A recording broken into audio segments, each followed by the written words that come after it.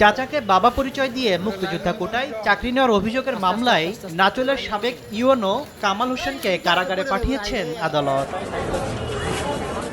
দুদক জানায়, পরিচয় নিশ্চিত করতে আদালতের অনুমতি নিয়ে ডিএনএ টেস্টের উদ্যোগ নেওয়া হলেও তা এড়াতে বিভিন্নভাবে গড়িমসি করেন।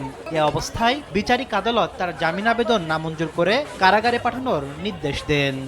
ডিএনএ টেস্ট করানোর জন্য তিনি বারবারই সময় নিচ্ছিলেন এবং বিজ্ঞ আদালতে একটার পর একটা তিনি আবেদন করছিলেন। তাকে সময় দেওয়া হয়েছিল, কিন্তু তিনি নির্ধারিত সময়ে এই কাজটি সম্পন্ন করেন নাই। ডিএনএ টেস্টে তিনি এখন পর্যন্ত সম্পন্ন করেন নাই। না করে তিনি বিজ্ঞ আদালতে আবারও জামিনের জন্য গেলে তাকে জামিন নামঞ্জুর করে জেল হাজতে প্রেরণ করা হয়।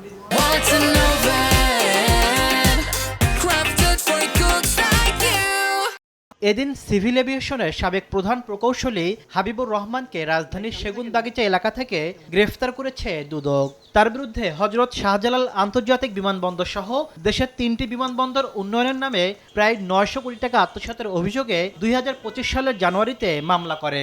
এ মামলায় তারেক সিদ্দিকী সহ 19 জনকে আসামি করা হয়।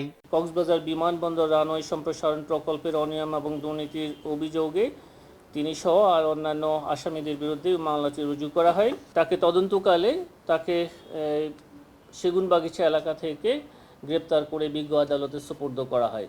বিজ্ঞ আদালত তার জামিন নামঞ্জুর করে জেল হাজতে প্রেরণ করেছেন। এদিকে শেয়ার বাজার কেলেঙ্কারির মাধ্যমে প্রায় 12,200 কোটি টাকা আত্মসাতের অভিযোগে টিকে হালদার, এসএলএম গ্রুপের সাইফুল আলম এবং সালমান এফ রহমানের বিরুদ্ধে অনুসন্ধান শুরু করেছে দুদক। ব্যাংক, শেয়ার বাজার ও আর্থিক প্রতিষ্ঠানের বিভিন্ন অনিয়ম। তাসলিম তৌহিদ, সময় সংবাদ, ঢাকা। আইপিও বোনাস শেয়ার জালিয়াতির মাধ্যমে